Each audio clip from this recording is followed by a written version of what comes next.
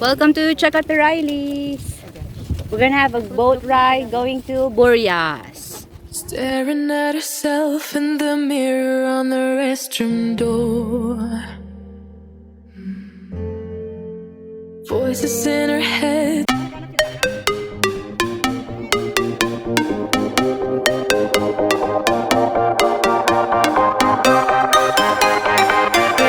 For a 3-hour tour. A 3-hour tour. You guys ever seen that show?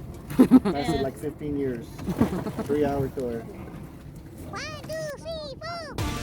Welcome, welcome. So this is my sister.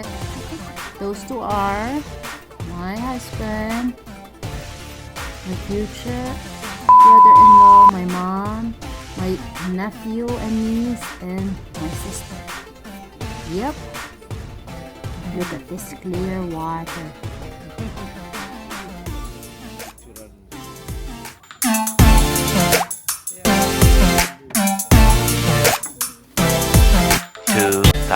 Years later. We've been in the water for quite a while now and it won't start, so there's a help on the way. This guy is going to help us to have that boat started. Bam, just one. Then we're good to go.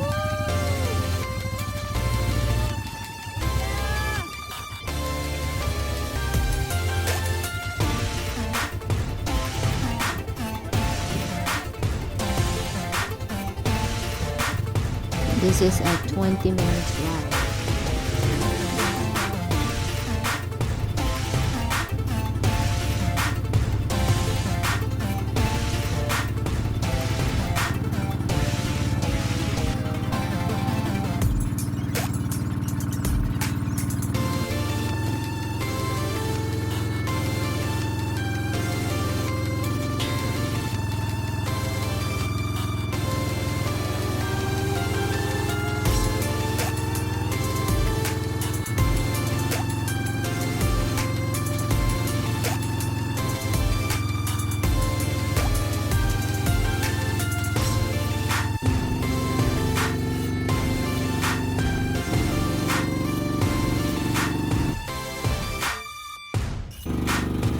Of course, when you get bored, right?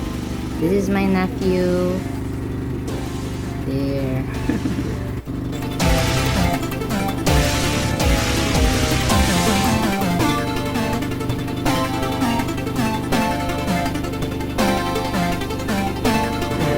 One foot.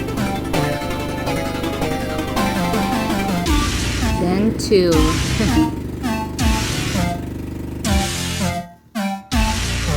Wow, look how close the water. So, as I'm saying, we got stuck. This is another island that we're going, but we're too heavy, so we're going to the next one.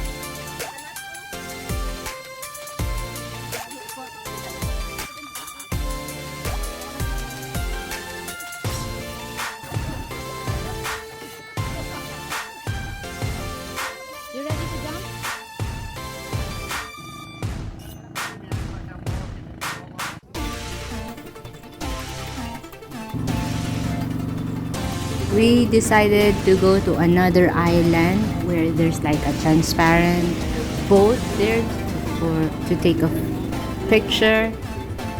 You know, we like taking pictures. And bad news, look, we got stuck again.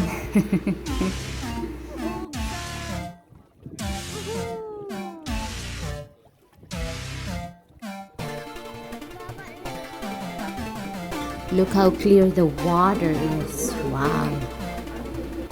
The captain didn't know what to do. We are too heavy.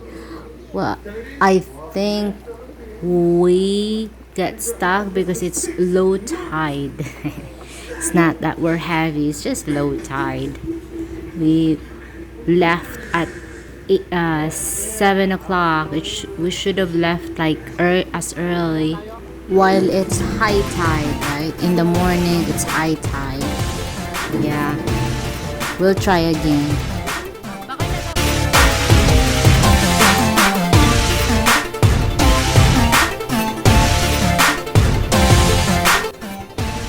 Here's our rescue. As I said, we got stuck. So there's the boy. Finally,